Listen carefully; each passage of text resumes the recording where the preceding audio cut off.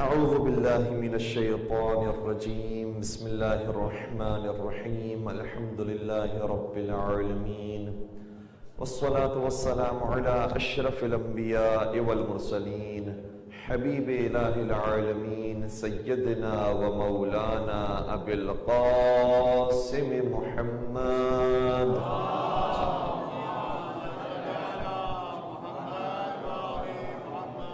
وعلى أهل بيته الطيبين الطاهرين المعصومين المظلومين الذين أذهب الله عنهم الرجس وطهرهم تطهيرا.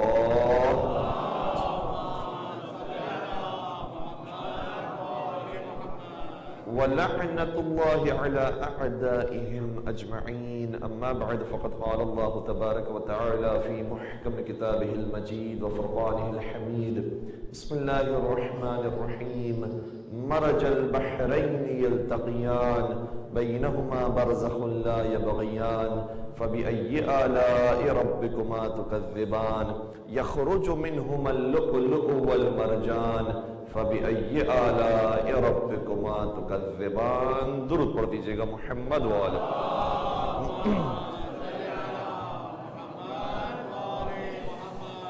عزیزان گرامی قدر، دختر رسول اور تربیت امت کے عنوان پر ہماری گفتگو جاری ہے، اور اب تک کی گفتگو کے اندر بہت کم اشارہ ہم نے کیا ہے تربیت امت کے عنوان پر. زیادہ تر ہمارا اشارہ تربیت اولاد کے عنوان پر تھا. اور یہ قرآن مجید کا طریقہ ہے کہ سب سے پہلے اگر تربیت کی بات کرتا ہے تو پہلے خود انسان کے نفس کی تربیت کی بات کرتا ہے.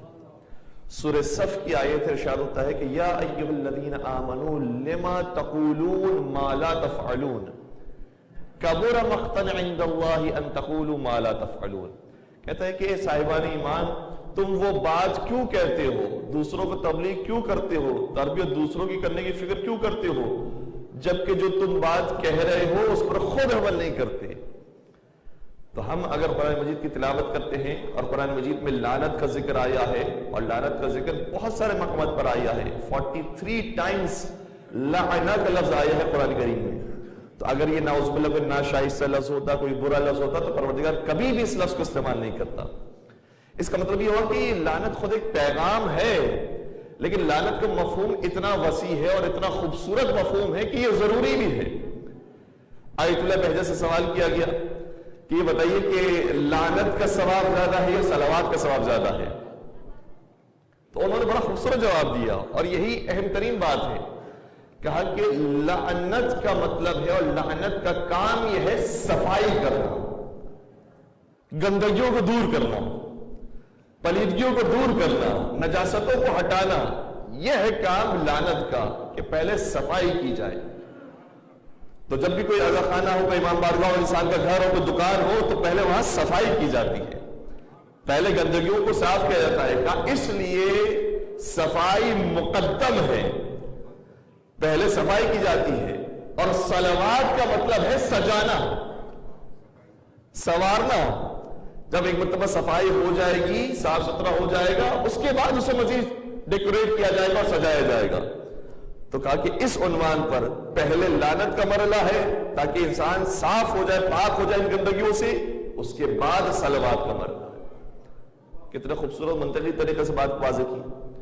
اور دیکھیں جب یہ ٹاپک ڈسکس ہوتا ہے تو کبھی کبھار ذہن اچانک سے بیدار ہو جاتے ہیں، سینسر بورڈ تیار ہو جاتے ہیں کہ اب کوئی بات خطرناک سی ہونے والی ہے، چٹپٹی سی بات ہونے والی ہے. ایسی کوئی بات نہیں ہے. مرحلہ بمرحلہ اگر چلیں گے تو بات بہت کلیئر ہو جائے گی.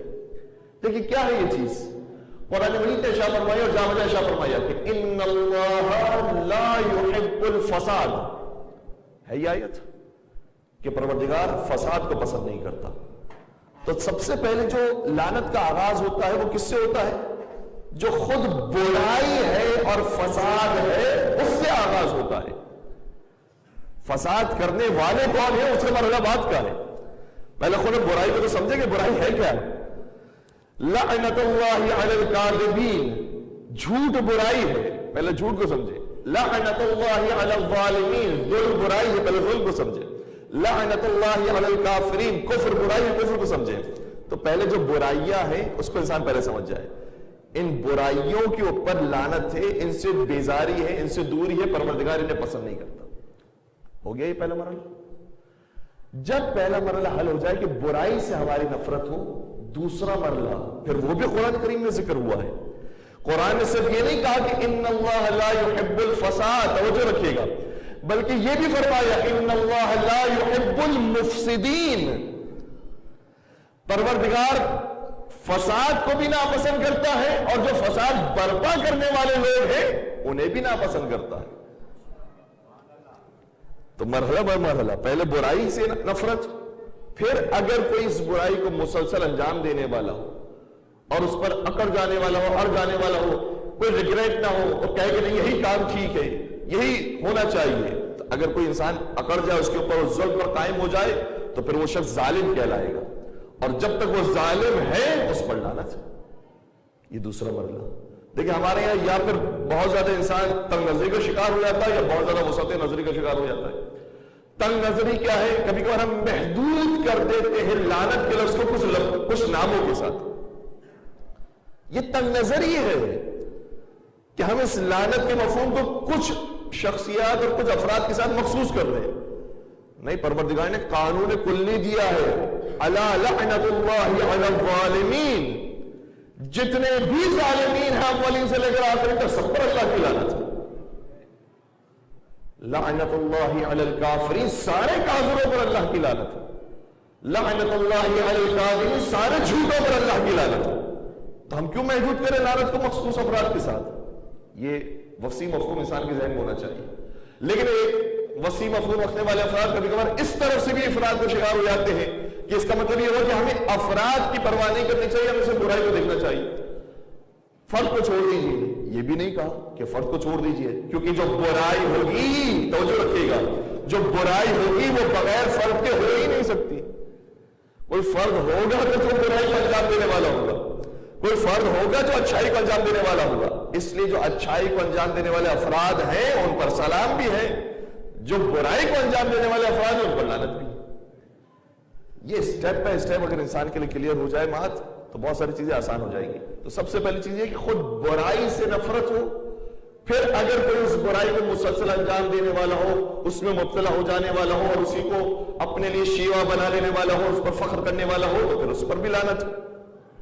اور پھر کچھ افراد ایسے ہیں کہ جو شیوے کے ساتھ، تیسرا اور آخری بندہ، کچھ افراد ہوئے تو اسی شیوے کے ساتھ باقی رہے، ظلم کرتے رہے، جھوٹ بولتے رہے، غصب کرتے رہے، تا حیات کام کرتے رہے اور اسی ظلم کے ساتھ واصل جہنم ہو گئے.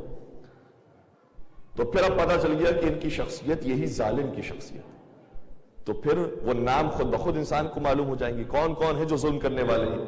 چاہے کوئی کربلا میں ظلم کرنے والا ہو، چاہے مدینہ میں ظلم کرنے والا ہو، وہ شخصیات انسان کو معلوم ہو جائیں گی. تو اسٹیپ بائی اسٹیپ انسان آگے چلے گا تو بات بہت اچھی طریقے سے واضح ہو سکے گی. اور قرآن مجید نے بیان فرمایا ہے کہ کہیں ایسا نہ ہو کہ دوسروں کو آئینہ دکھاتے دکھاتے خود کبھی آئینہ دیکھا ہی نہیں، خود بھی کبھی دیکھ لیا کریں. کہیں ایسا نہ ہو کہ ہم برائی سے نفرت کرنے والے، جو برائی کرنے والے ہیں ان کے اوپر تو لعنت بھیجنے والے ہوں، ان سے نفرت کرنے والے ہوں، اور وہ آئینہ جو دوسروں کو دکھا رہے ہیں کبھی خود دیکھنے کی زحمت رکھی. اس لیے تربیت کے عنوان پر جو سب سے پہلا مرحلہ بنتا ہے وہ یہ ہے کہ انسان پہلے اپنی تربیت کرے، پھر اپنے گھر والوں کی تربیت کرے. تو قرآن مجید نے سورہ صف کے اندر ارشاد فرمایا کہ یا ایھا الذین آمنوا لما تقولون ما لا تفعلون، اے صاحبان ایمان تو وہ بات کیوں کہتے ہو جس پر خود عمل نہیں کرتے. سب سے پہلے خود عمل کرو. دوسرے مقام پر سورہ تحریم میں ارشاد فرمایا، تھکن تو نہیں ہو رہی ہے؟ سورہ تحریم میں ارشاد فرمایا یا ایھا الذین آمنوا قوا انفسکم واہلیکم نارا، اے صاحبان ایمان اپنے آپ کو بھی جہنم سے بچاؤ اور تمہاری ہی ذمہ داری بنتی ہے کہ اپنے گھر والوں کو بھی آتش جہنم سے بچاؤ. تو ذمہ داری لگائی ہے پروردگار عالم نے. یہ نہ سمجھے انسان کہ مجھے تو اپنی نمازوں سے قرض ہے، مجھے تو اپنے روزوں سے قرض ہے، مجھے تو اپنی مجالس سے آزاداری سے قرض ہے. نہیں، ذمہ داری لگائی ہے کہ پورے گھر کی ذمہ داری ہر ایک فرد کے اوپر ہے کہ پورے گھر کو کوشش کریں کہ وہ جنت کے راستے کی طرف جا سکے. آیت اللہ کاشف ہوتا جب ان کے ہاں ان کے بیٹے کی ولادت ہوئی اور بیٹا کچھ بڑا ہو گیا، اس قابل ہو گیا کہ باتوں کو سمجھتا تھا، رولز ریگولیشنز کو سمجھتا تھا، کیونکہ 7 سال کے بعد انسان کو چاہیے کہ اپنے بچے کی تربیت کرنا شروع کرے، بتانا شروع کرے کہ یہ واجب ہے، یہ حرام ہے. تو ایک مرتبہ اپنے بیٹے کو صبح کے وقت بیدار کیا، کہا کہ بیٹا چلو میرے ساتھ نماز پڑھنے کے لیے. سامنے سے بیٹے نے جواب دیا کہ بابا جان آپ جائیے، میں آپ کے پیچھے ہی آتا ہوں. اور عام طور پر بچوں کو یہ کہنا ہوتا ہے بس آپ پہنچیے میں پہنچا، آپ جائیے میں بھی حاضر ہو گیا. آیت اللہ کاشف الغطاء بچوں کی نفسیات سے واقف تھے، لہٰذا عرض کرنے لگے اور کہنے لگے کہ بیٹا کوئی مسئلہ نہیں ہے، اگر تمہیں دیر ہے تو میں بھی انتظار کر لیتا ہوں، میں بھی تمہارے ساتھ ہی چلوں گا مسجد. تو وہ اٹھے، آرام سے انہوں نے وضو کیا، وضو کرنے کے بعد تیار ہو کے مسجد کی طرف جانے لگے. تو بچے کی تربیت اس طریقے سے کہ ساتھ ساتھ لے کر گئے، اور جانے کے بعد جب مسجد کے دروازے پر پہنچے تو دیکھا کہ ایک فقیر بیٹھا ہوا ہے اور صبح کا وقت ہے، فجر کا وقت ہے، مانگ رہا ہے لوگوں سے. تو موقع مل گیا آیت اللہ کاشف الغطاء کو سوال کرنے کا. کہا کہ یہ جو فقیر یہاں پر بیٹھا ہوا ہے اس کو کتنا مل جاتا ہوگا؟ کہا کہ مجھے نہیں پتا بابا، ہو سکتا ہے کہ اس کو کچھ ملے، کچھ نہ ملے، کچھ زیادہ ملے، کچھ کم ملے، مجھے نہیں پتا کتنا ملے گا. کیا اچھا اس کا مطلب ہے کہ اس کو یقین بھی نہیں ہے کہ کچھ ملے گا بھی یا نہیں ملے گا؟ کہا کہ ہاں نہیں پتا. کہ وہ کہ جس کو یقین بھی نہیں ہے کہ کچھ ملے گا یا نہیں ملے گا، وہ بھی رات چھوڑتا ہے، اپنا بستر چھوڑتا ہے، رات کی سردی میں گھر سے باہر نکل کے لوگوں کو مانگنے کے لیے آ جاتا ہے. تو وہ شخص جو اپنے بستر کو چھوڑے اور رات کی تاریکی میں اپنے گھر کو چھوڑ کر مسجد کی طرف آئے اور نماز فجر مسجد میں انجام دے، پھر اس کے بارے میں ڈاؤٹ نہیں ہے کہ ملے گا نہیں ملے گا، یقین ہے کہ اسے ضرور پروردگار اللہ عطا فرمائے. مل کے درود پڑھ دیجیے گا محمد و آل محمد.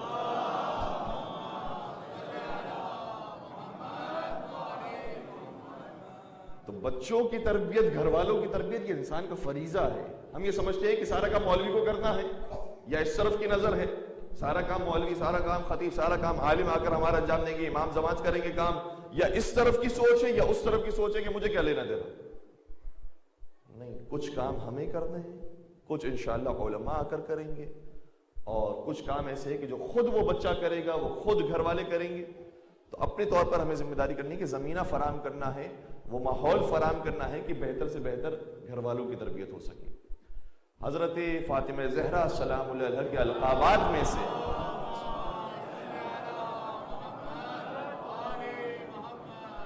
ایک لقب ہے کہ جسے عام طور پر کم بیان کیا جاتا ہے، وہ لقب ہے ہانیہ.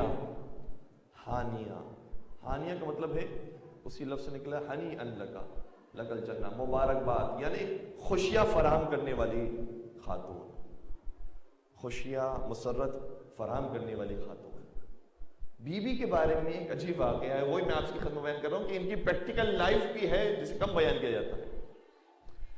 گھر کے اندر سادگی ہے، ظاہر سی بات ہے کیونکہ خاص پیسہ کوئی مال و دولت نہیں ہے، لیکن اس کے باوجود گھر کے اندر کتنی خوشی، خوشحال گھرانہ ہے کہ اپنے بچوں کو ساتھ لیا، اپنے شوہر کے ساتھ. روایتی کہتی ہے کہ سارا گھر ایسا ہوا کہ ایک گھر سے باہر نکلے اور مدینہ سے باہر کسی جگہ پر جا کر درخت کے نیچے قیام کیا، اور وہاں جانے کے بعد اپنے سفرے کو کھولا اور کچھ، چونکہ مٹھائی کے طور پر تو کوئی چیز موجود نہیں ہے، لیکن شیرینی کے طور پر، مٹھائی کے طور پر کھجوریں نکالی اور کھجوریں بچوں میں تقسیم کی، اور وہیں پر کچھ وقت گزارنے کے بعد دوبارہ سے گھر میں تشریف لے.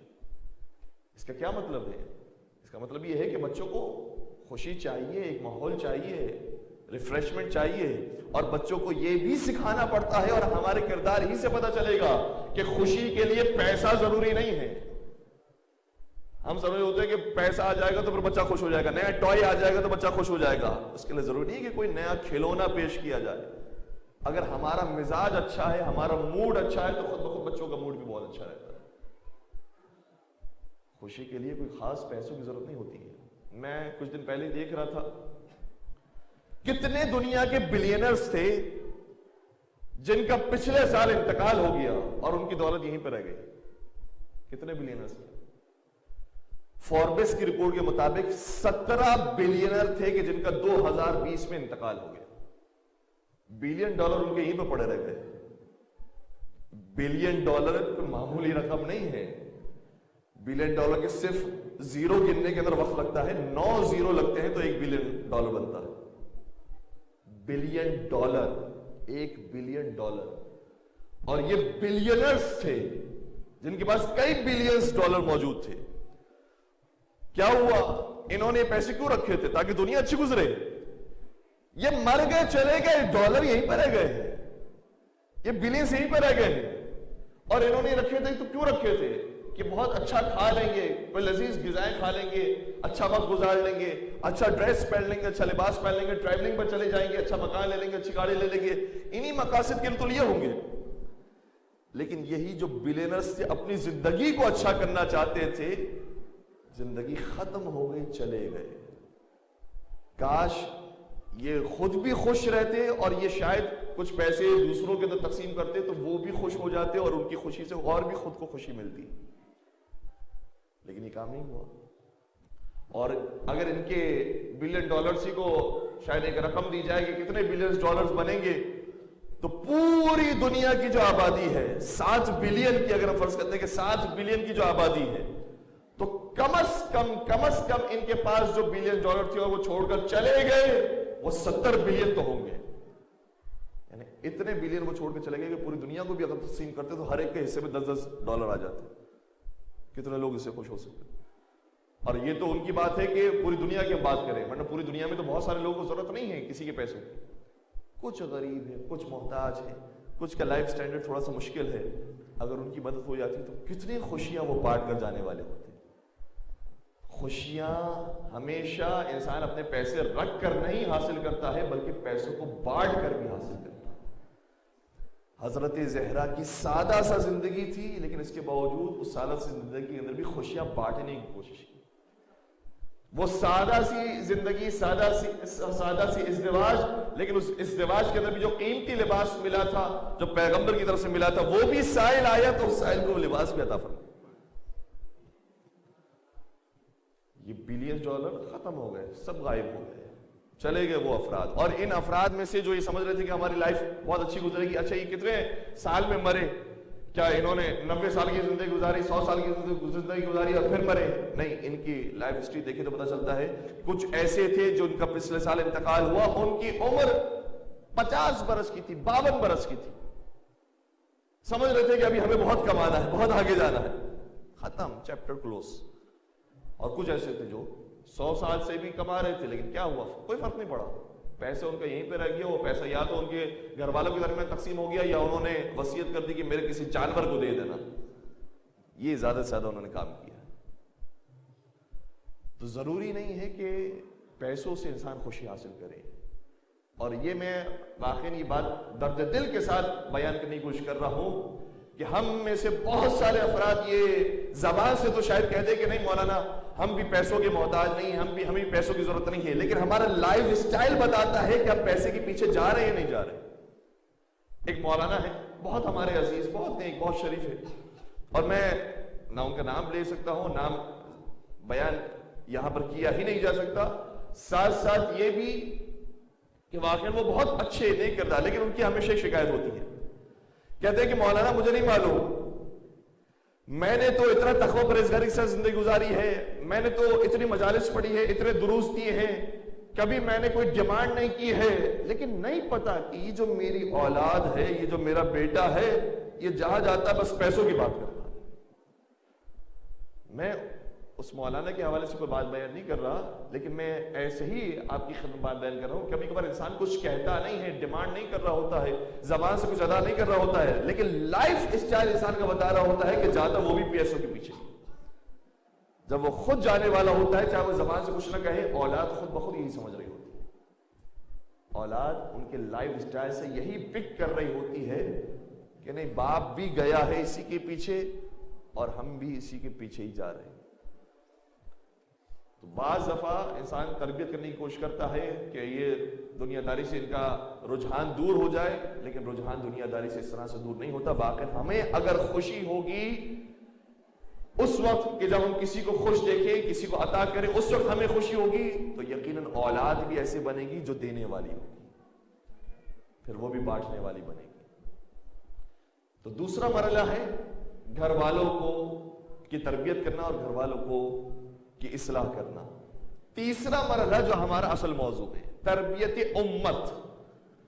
سیدہ کائنات نے امت کی تربیت کی، سیدہ کائنات نے امت کی تربیت کی، اور امت کی تربیت کرنے میں ہمیں اب کس طریقے سے سید کائنات کے کردار کو، ان کی شخصیت کو پیش کرنا چاہیے کہ خود بخود امت بھی ان کی طرف راغب ہو جائے اور سیدہ کے راستے کی طرف آ جائے۔ ایک بات میں آپ کی خدمت کر رہا ہوں، صحیح بخاری ہی کو دیکھیے تو صحیح بخاری کے اندر اتنے فضائل سیدہ نظر آئیں گے کہ کسی اور کتاب کی طرف جانے کی ضرورت نہیں۔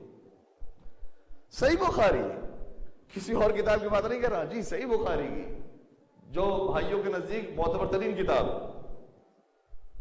اس کتاب کے اندر، صحیح بخاری کے اندر بھی صحیح مسلم کے اندر بھی 4 حدیثیں ایسی ہیں سیدہ کائنات کے بارے میں جو ان کے مقام کو بیان کر رہی ہیں۔ کتنا بلند مقام ہے ان کا۔ پہلی حدیث، نبی اکرم حضرت محمد مصطفیٰ صلی اللہ علیہ وسلم نے ارشاد فرمایا،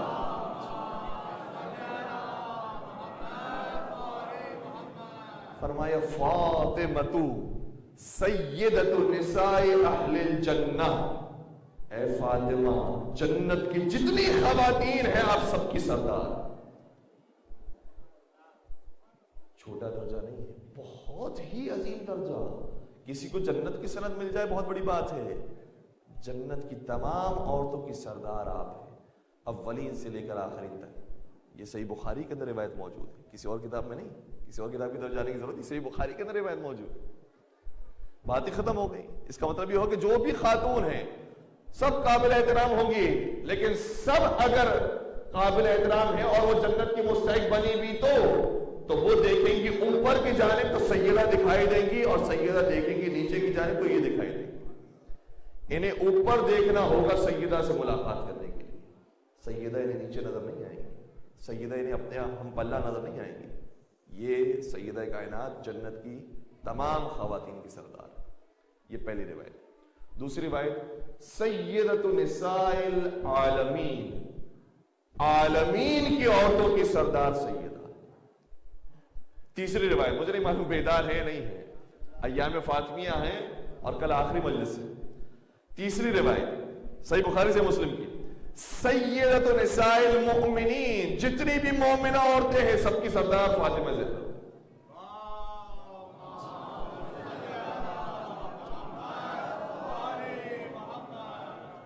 اور چوتھی روایت، سیدۃ نساء ہذہ الامہ، اس امت کی جتنی عورتیں ہیں سب کی سردار۔ یہ چاروں روایتیں میں نے مستند ترین کتاب سے بیان کر دی ہے، اور ان چاروں روایتوں کے اندر ایک لفظ ایسا ہے جو آپ کو مشترک نظر آئے گا، یہ سیدہ ہیں، یہ سیدہ ہیں، یہ سیدہ ہیں، یہ سیدہ ہیں، یہ سردار ہیں، یہ سردار ہیں، یہ سردار ہیں، یہ سردار ہیں۔ اس کا مطلب یہ ہوا کہ اگر کسی کا بھی مقابلہ اور کسی کی بھی برابری سیدہ سے کرو گی تو ہر ایک کے سامنے سیدہ سردار ہی دکھائی دے گی۔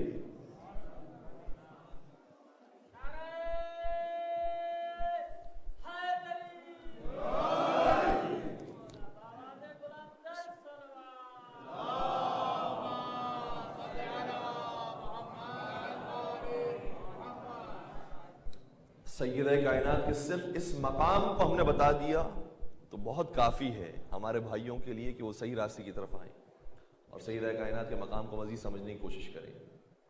اور دیکھیں سیدہ کائنات، جب یہ ہم نے سرداری کی بات کی ہے تو نہ جانے 2 چیزیں جو پیغمبر چھوڑ کے گئے تھے کیا ان کے اندر کرشمے موجود ہیں کہ اگر ان کے قریب ہو جاؤ تو خود بخود انسان خدا کے قریب ہو جاتا ہے، خود بخود انسان خدا تک پہنچ جاتا ہے۔ 2 چیزیں پیغمبر 2 ہی چیزیں چھوڑ کر گئے تھے نا، میرے ساتھ پڑھیے گا، انی تارکم فیکم الثقلین کتاب اللہ وعطرتی اہل بیتی، میں تمہارے درمیان 2 چیزیں، 2 وزنی 2 سنگین چیزیں چھوڑ کر جا رہا ہوں، دونوں ہم پلہ ہیں، دونوں بھاری ہیں، دونوں بہت قیمتی ہیں، ایک اللہ کی کتاب اور دوسرے میرے اہل بیت۔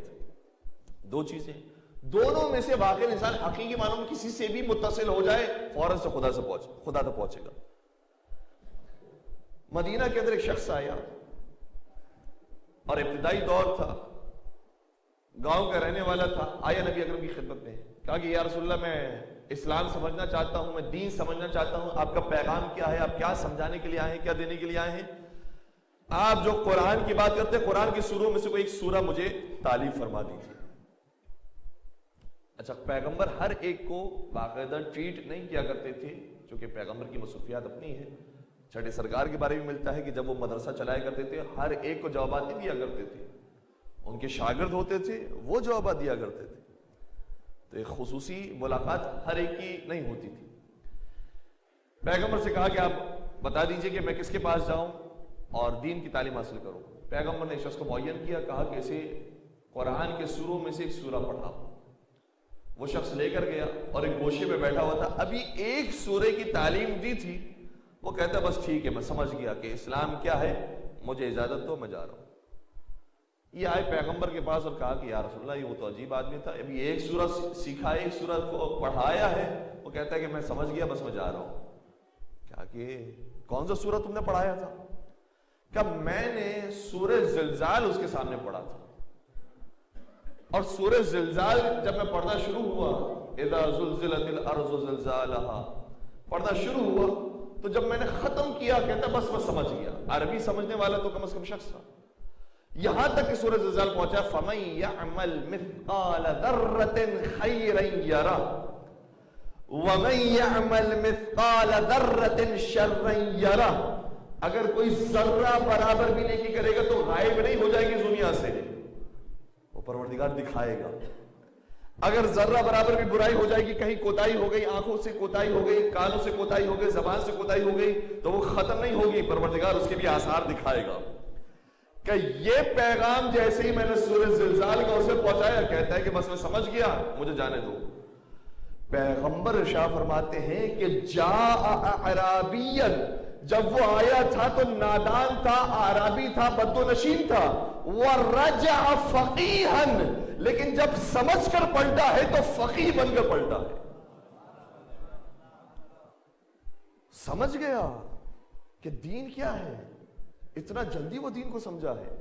بہت سے ہیں جو حافظین قرآن بن گئے ہیں لیکن دین میں سمجھ پیدا نہیں ہوئی، بہت سے ہیں جو برسوں سے قرآن کی تلاوت کر رہے ہیں لیکن دین کو نہیں سمجھے۔ تو کچھ ایسے ہیں جو اتنا جلدی قرآن کے قریب ہوتے ہیں اور جیسے قریب ہوتے ہیں قرآن کے فوراً سے خدا تو پہنچتے ہیں۔ اسی طریقے سے اہل بیت بھی ہے، اہل بیت سے قریب ہو جائے تو کچھ لوگ ایسے ہیں کہ جن کا تار جیسے اہل بیت سے ملتا ہے، یہ تار انہیں پروردگار سے ملا دیتا ہے۔ مجھے بتائیے حضرت حر علیہ السلام کیسے بنے؟ اہل بیت کے افراد میں سے ایک فرد کا احترام ذہن میں آ گیا، اور کس کا احترام؟ وہی بی بی کے جن کا ذکر ہم کرنے کے لیے جمع ہوئے ہیں، حضرت فاطمہ زہرا سلام اللہ علیہ۔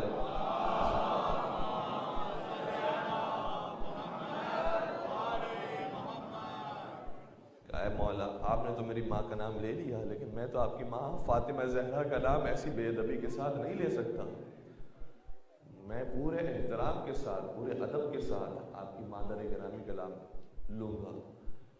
یہ احترام جناب سیدہ تھا جو جناب حر کو حر علیہ السلام بنا کر لے کر گیا، اور پھر اسی احترام کے جواب میں مولا حسین نے بھی وہ رومال پیشانی حر پر باندھا کہ جو ماں فاطمہ زہرا کا دیا ہوا رومال ہوگا۔ تو انسان اگر اہل بیت سے کبھی قریب ہو جاتا ہے اتنا جلدی پہنچتا ہے خدا تک۔ ایک شخص تھا ایران کے اندر، انقلاب سے پہلے کی بات ہے کہ ہر طرح کے افراد تھے، تو مجالس جب ہو رہی تھی، ایک خطیب جب مجلس پڑھنے کے لگے تو دیکھا کہ لوگ عزاخانے میں جمع نہیں ہیں، لوگ باہر موجود ہیں اور لوگ پھیلے ہوئے ہیں، پراکندہ ہیں۔ تو خطیب صاحب پہنچے اور انہوں نے کہا کہ سب باہر کیوں ہیں، کیوں اندر نہیں جاتے؟ کہا کہ اندر ایک بدماش، ایک اوباش نشئی آ گیا ہے کوئی، اور وہ گھومتا جا رہا ہے پورے عزاخانے میں اور سب کو اس سے پریشان کیا ہوا ہے اور کچھ کہتا جا رہا ہے اور عجیب و غریب باتیں کر رہا ہے، اس لیے ہم سبھی باہر آ گئے ہیں کہ کوئی فتنہ فساد نہ ہو۔ کہتے ہیں آؤ میرے ساتھ چلو، چلے، اور جا کر دیکھا تو وہی نشئی آدمی گھومتا جا رہا تھا عزاخانے میں، اور عزاخانے میں گھومتے گھومتے کچھ کہہ رہا تھا۔ یہ جب قریب گئے تو انہوں نے سنا، کیا مسئلہ ہوا ہوگا، لیکن غزل کا کوئی شعر پڑھ رہا تھا، اور اس شعر کا مطلب یہ تھا کہ کتنے ہی خوبصورت چہرے آئے اور ان کو میں نے اپنے دل کے ٹکڑے دے دیے، بس اب ایک دل کا ٹکڑا رہ گیا ہے، کون آتا ہے اور لے جاتا ہے۔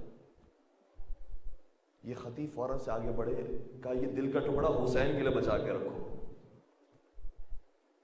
حسین آ کر خرید لے گئے، اور جیسے ہی نام حسین ابن فاطمہ آیا سر پکڑ کے بیٹھ گئے، سر پکڑ کے بیٹھ گیا، سارے عزاداروں کو جمع کیا، کہا بس مجلس شروع ہو گئی، اور مجلس میں اب یہ ذکر کرتے جا رہے تھے اور اس کو دیکھتے جا رہے تھے، صرف سر جھکا کر روتا جا رہا۔ ہاں میرا دل کیوں حسین کو میں نہ دوں؟ اہل بیت سے انسان اتنا جلدی جڑتا ہے، کیوں جلدی جڑ جاتا ہے اہل بیت سے؟ کیونکہ اہل بیت کی زندگی میں کوئی ایک دھبا بھی نہیں ہے۔ جیسے ہی ہم اہل بیت کو تصور کرتے ہیں، حضرت زہرا کو، والد متقیان کو، امام حسن کو، امام حسین کو، تو فوراً سے جڑ جاتے ہیں اہل بیت سے۔ یہ اتنی پاک ہستیاں تھیں اور کتنی مصیبتوں میں رہی ہیں، فوراً سے دل جڑ جاتا ہے ان کے ساتھ، فوراً سے پروردگار سے انسان قریب ہو جاتا ہے۔ تو اگر ہم نے سیدہ کائنات کی محفل کے اندر صرف یہ معرفت پہنچا دی کہ سیدہ کائنات کا مقام کیا ہے، یہ دل جڑ گیا، فوراً سے خدا تک پہنچ جائے گا، پھر مزید اور کوئی تفصیل کے اندر جانے کی ضرورت نہیں۔ اور سیدہ کائنات قرآن کی آیت کے مطابق کوثر ہے، کوثر ہے، بے کرا دریا ہے یہ، اگر یہاں اس دریا سے اگر کوئی ایک گھونٹ بھی پی لیتا ہے سیدہ تک پہنچ جاتا ہے، سیدہ سے متصل ہو جاتا ہے۔ ایک ہمارے سید دوست تھے، پہلے تک ان کی زندگی ایک عام انسان کی طرح تھی، ایک عام نوجوان کی طرح تھی، کبھی حلال کا خیال رکھا کبھی نہیں رکھا، اور اسی طریقے سے زندگی گزارتے جا رہے تھے، یہاں تک کہ کہتے ہیں کہ ایک دن مجھے، یہ ہمارے بہت قریبی دوست سے ان کے بھی بات بیان کر رہا ہوں، کہتے ایک دن مجھے ایک شخص نے آ کر کہا کہ یار تو تو سادات ہے، تو تو اولاد زہرا ہے، یار تو یہ کام نہ کر۔ بس کہتے ہیں کہ جیسے میں نے اپنی ماں فاطمہ زہرا کا نام سنا نا، میں اس وقت سے چینج ہو گیا ہوں، اور واقعی وہ بہت پکی اب دیندار ہے، یہاں تک کہ روضہ امام حسین کی تعمیرات کے اندر کئی دفعہ انہوں نے جا کر حصہ لیا ہے۔ تو حضرت زہرا جو اتنا بڑا کوثر ہے، کوئی وہاں تک ان کو لا کر چھوڑ دے، بس بات ختم ہو گئی۔ اور کوثر کا ہم ایک مطلب یہ سمجھتے ہیں کہ اولاد کثیر پیغمبر کو نصیب ہوئی ہے، واقعی اولاد کثیر ہے، اس میں کوئی شک نہیں ہے، اور عجیب بات ہے، معجزاتی بات ہے، اتنے مصائب آئے، بنی امیہ کے مصائب، بنی عباس کے مصائب، سب نے سادات کو ختم کرنے کی کوشش کی، لیکن دنیا جہاں کے اندر سادات کرام موجود ہیں، اور کتنے ہیں سادات کرام خدا بہتر جانتا ہے، لیکن جو رپورٹس ہیں، اور آپ انٹرنیٹ پر بھی دیکھیے گا، یہ بعض جگہوں پر اویلیبل بھی ہے، تو محتاط اندازے کے مطابق بھی دنیا جہاں کے اندر سادات رسول اور اولاد زہرا کی تعداد 7 کروڑ کے برابر ہے۔ 7 کروڑ، پورا ایک ملک ہوتا ہے 7 کروڑ کے برابر، بعض جگہوں پر 10 کروڑ کی تعداد ملکی، پوری دنیا میں پھیلی ہوئی ہے۔ تو ایک تو یہی ہے اولاد زہرا، اولاد رسول آگے بڑھی حضرت زہرا کے صدقے میں، لیکن نہیں، صرف کوثر اس چیز کا نام نہیں کہ اولاد رسول کو آگے بڑھایا، بلکہ کوثر اس چیز کا نام بھی ہے کہ نبی کی نبوت بھی آگے چلی ہے، اور ان کا مشن اور ان کا مقصد بھی آگے چلا ہے، تو وہ بھی حضرت زہرا کے صدقے میں آگے چلا۔ یعنی بی بی وہ ہیں، میں اپنے لفظوں کو تبدیل کر دوں، بی بی وہ ہیں جو ضامن نسل رسول بھی ہیں، ضامن دین رسول بھی، دین بھی محفوظ ہوا ہے تو حضرت زہرا کی وجہ سے محفوظ ہوا ہے۔ اور واقعی نہیں کام کیا، کبھی کبھار ہمارے بچے سوال کرتے ہیں کہ کیوں مولا علی تشریف نہیں لے گئے دروازہ کھولنے کے لیے، مولا کائنات کو جانا چاہیے تھا، یہ عام رسم کی بات ہے، اگر کوئی گھر پہ پہنچتا ہے اور کھٹکھٹاتا ہے تو عام طور پر گھر کا مرد جاتا ہے دروازہ کھولنے کے لیے، کیوں بنت رسول گئی ہیں، فاطمہ زہرا گئی ہیں، جبکہ مولا علی گھر کے اندر موجود تھے، کیوں حضرت زہرا نے کام کیا ہے؟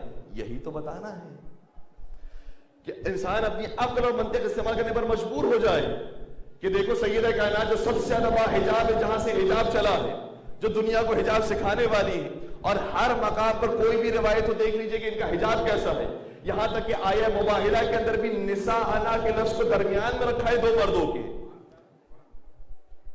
یہی فرمایا نا، ابناءنا و ابناءکم و نساءنا و نساءکم و انفسنا و انفسکم، اتنی محجبہ، اتنی باحجاب، اتنی پردے دار، لیکن اس کے بعد وہ اس موقع پر کیوں گئی ہیں دروازے تک؟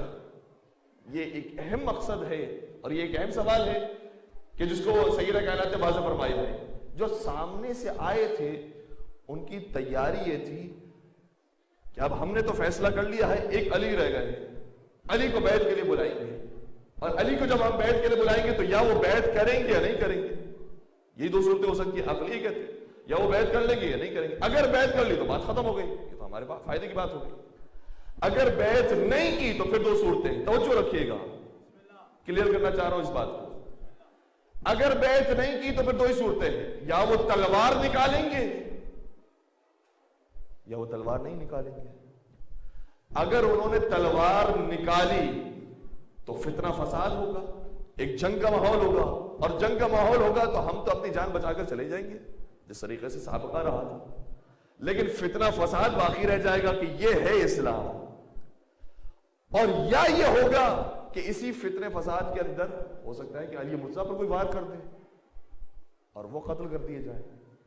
تو جتنی بھی صورتیں بنتی ہیں سبھی ہمارے فائدے کے اندر ہے. توجہ رکھیے گا. اگر علی آئیں دروازے پر تو ہم انہیں لے کر جائیں گے بیعت کے لیے. اگر یہ بیعت کر لیتے ہیں تو ہمارا فائدہ. اگر یہ بیعت نہیں کرتے ہیں تو تلوار نکالیں گے یا نہیں نکالیں گے. تلوار نکالیں گے تب بھی ہمارا فائدہ. یا تو یہ شہید ہو جائیں گے، مارے جائیں گے، یا فتنہ فساد برپا ہو جائے گا. ہر ایک صورت کے اندر فائدہ ہی فائدہ تھا. صرف ایک چوتھی صورت بچ جاتی. وہ یہ صورت تھی کہ علی آئی ہی نہیں یہاں تک کہ تمہیں جنازہ زہرا سے گزرنا پڑے. تو زہرا مرضیہ تمہارے چہروں پر سے پڑے ہوئے نفاق کے پردوں کو ہٹا دے، اور اس طرح سے پتہ چلے گا کہ تم حقیقت میں کیا ہو. صرف ایک صورت بچتی تھی. زہرا مرضیہ نے اپنے آپ کو قربان کر دیا، علی کو بچا لیا، نبی کے دین کو بچا لیا. یہ ہے زہرا مرضیہ، ضامن دین رسول ہے. زہرا مرضیہ نہیں ہوتی تو واقعی سمجھ میں نہیں آتا، پتہ ہی نہیں چلتا کہ کیا ہوا ہے کیا نہیں ہوا. حضرت زہرا نے اپنی جان کو پیش کر دیا. بس عزیزوں، عام انسان کے لیے بڑا سخت ہوتا ہے کہ اس منظر کو دیکھے برداشت کرے. شاہ مردہ شیر یزدہ قوت پروردگار، لا فتح الا علی، لا سیف الا ذوالفقار. اس علی کے لیے بڑا سخت ہے کہ کیسے یہ برداشت کرے. لیکن کچھ موقع ایسے ہیں، روایات یہ کہتی ہے کہ جب میرے مولا کو خبر دی گئی نا تو مولا برداشت نہ کر سکے، زمین پر گر گئے.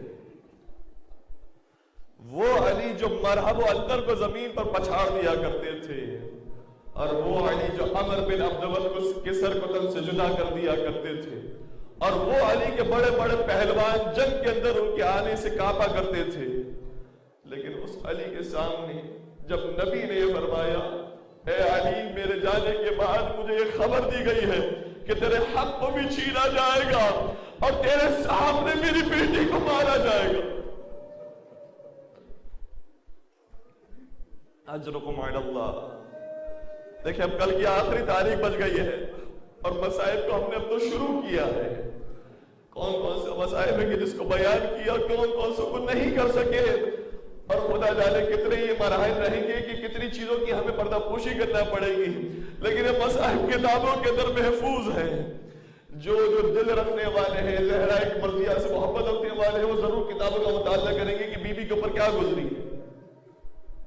یہ پہلا موقع تھا جب روایت ہی کہتی ہے کہ جیسے ہی سنا کہ آپ کے سامنے آپ کی زوجہ کو مارا جائے گا، میری بیٹی کو مارا جائے گا، روایت یہ کہتی علی مرتضی زمین بوس ہو گئے،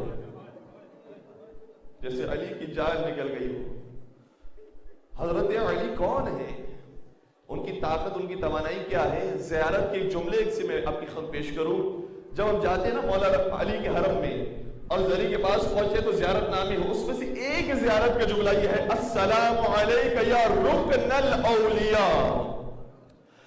میرا سلام اس امام پر کہ تمام اولیاء کرام جس کے اوپر سہارا لیتے ہیں، ہر ایک کی تکیہ گاہ اور ہر ایک کے سہارے کا مقام علی مرتضی ہے. لیکن اگر علی بھی سنے نا کہ فاطمہ زہرا پر کوئی ظلم آنے والا ہے تو خود بے سہارا ہو جاتے ہیں. یہ پہلا موقع تھا. اجرکم علی اللہ. سنے کہ دوسرا موقع کیا تھا؟ دوسرا موقع وہ تھا جب خبر دی گئی حسن حسین हमारी माँ इस दुनिया में नहीं रही। फवक़ा अलीयुन अला वजही, अली सर के बल जमीन पर गिर पड़े। ये दूसरा मौका था।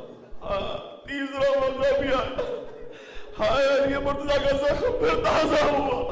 वो अली जो हर एक को सब्र करने की तलकीन दे रहे थे, जब रात के वक्त गुस्ल दे रहे थे, रिवायत कहती है कि सबको खामोश होने का हुक्म दिया, लेकिन गुस्ल देते देते न जाने हाथ किस पहलू पर पड़ा, चीख चीख रहे।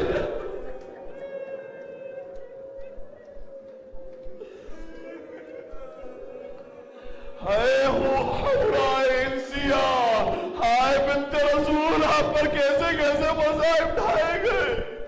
और फिर वही अली जब गुस्ल कफन के बाद ज़हराए मर्ज़िया का जनाजा ले जा रहे थे और ले जाने के बाद दफनाया, तो सुनेंगे क्या कहा, ऐ ज़हराए मर्ज़िया, काश मैं ये मंजर न देखता और उससे पहले ही मर जा।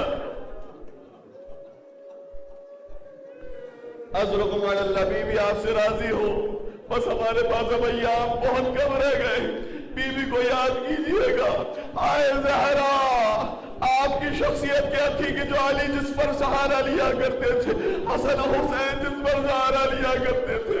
हाँ ज़हरा इस दुनिया से चले गई, लेकिन जब कोई शख्सियत इस दुनिया से चले जाती है ना, हमारे घर का भी दस्तूर होता है, जब मैयत घर से उठती है, चाहे खुदा न करे किसी के बाप की मैयत हो, किसी की माँ की मैयत हो, जब वो मैयत चले जाती है, घर में बच्चे होते हैं तो बड़े ये काम करते हैं कि जो उनकी जाती चीजें होती है उसे छुपा के रख देते हैं, कहीं इस पर नजर न पड़ जाए, कहीं याद ताजा ना हो जाए।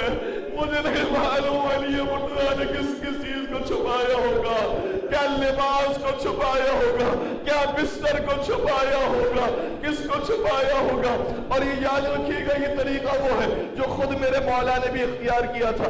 जब नबी अकरम इस दुनिया से रुखसत हो गए थे तो ज़हराए मर्ज़िया अपने बाबा को याद करके रोया करती थी, तो जो लिबास रसूल था वो मौला ने छुपा के रखा था।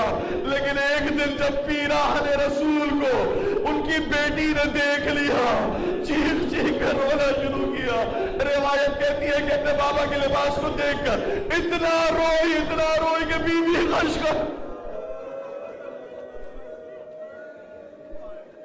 अजरकुम अल्लाह, अब हसनैन करीमैन से, ज़ैनबियून से छुपाना है अली मुर्तज़ा को कि फातिमा ज़हरा की यादगार पर किसी की नजर न पड़े। मैं कहूँगा अली मुर्तज़ा ने शायद सब कुछ छुपा लिया होगा, लेकिन वो चलता हुआ दरवाजा कैसे छुपा।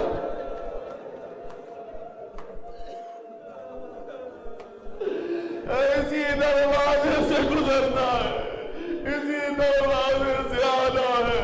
हम मदीने की गलियों को कहाँ छुपा कर ले जाए, जहां पर इमाम सादी की कहते हैं कि ऐसा तमाचा लगा, बीवी जमीन पर गिर पड़ी।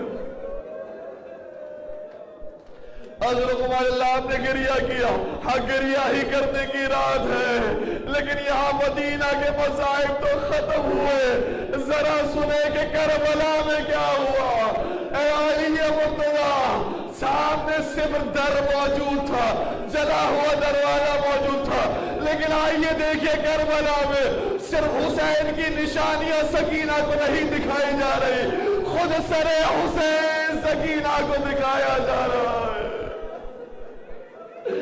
आज छोटी बच्ची बाबा के सर को देखती है, चचा के सर को देखती है, भाइयों के सरों को देखती है, और एक वक्त शाम के जिंदान में आया, बाप के सर को जब अपनी आंखों में देखा, इतना फूट फूट कर रोई कि फिर बदन ठंडा हो गया। एक तरफ हुसैन की निशानी सरे हुसैन गिरा, दूसरी तरफ हुसैन की यतीमा सकीना भी गिर गई।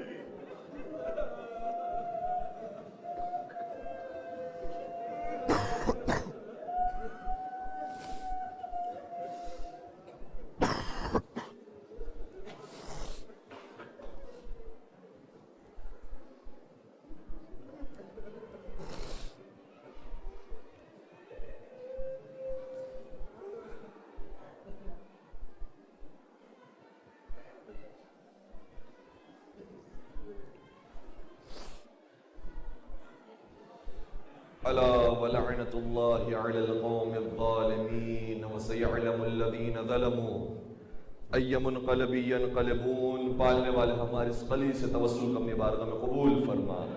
ان گنہگار آنکھوں سے جو آنسو بہے نور رومان حضرت سیدہ کائنات میں جگہ نصیب فرما. پالنے والے بحق فاطمہ و ابیہا و بعلہا و بنیہا ہم تمام کے گناہ کبیرہ صغیرہ کی مغفرت فرما. ہمارے مرحومین کی مغفرت فرما. حاضرین مجلس کی جائز شرعی حاجات کو پورا فرما. پروردگارہ تجھے حضرت زہرا کا واسطہ، کوثر قرآن کا واسطہ، بے اولاد مومنین کو اولاد صالح اور نرینہ نصیب فرما. صاحبان اولاد کو اپنی اولاد کی اچھی تربیت کرنے کی توفیق عطا فرما. پالنے والے بے روزگار مومنین کو برسر روزگار فرما. جو برسر روزگار ان کے روزگار میں برکت وسعت عطا فرما. پالنے والے تمام بیماروں کو شفاء کاملہ اور عاجلہ نصیب فرما. پروردگارہ جنت البقیع کے مسمار مزارات کی تعمیر نو کے اسباب جلد از جلد پیدا فرما. پروردگارہ ظالمین اگر قابل ہدایت ہے تو ان کی ہدایت فرما، قابل ہدایت نہیں تو انہیں نیست نابود فرما. مظلومین عالم کی نصرت اور حمایت فرما. پالنے والے چاردہ معصومین کی زیارات سے ہم سب کو مشرف فرما. اجر و عمرے کی سعادت نصیب فرما. پالنے والے چاردہ معصومین کی شفاعت سے ہم سب کو بہرمند فرما. قبر کی پہلی رات مولا متقیان کی زیارت ہم سب کو عطا فرما. بجت پاک کی انوار کی زیارات نصیب فرما. پالنے والے حضرت زہرا کے آخری وارث حضرت حجت ابن الحسن کے ظہور میں تعجیل فرما. ہمیں ان کے عاشقین، محبین، سچے چاہنے والے اور ماننے والوں کو شمار فرما. ربنا تقبل منا انك انت السميع العليم وتب علينا انك انت التواب الرحيم برحمتك يا ارحم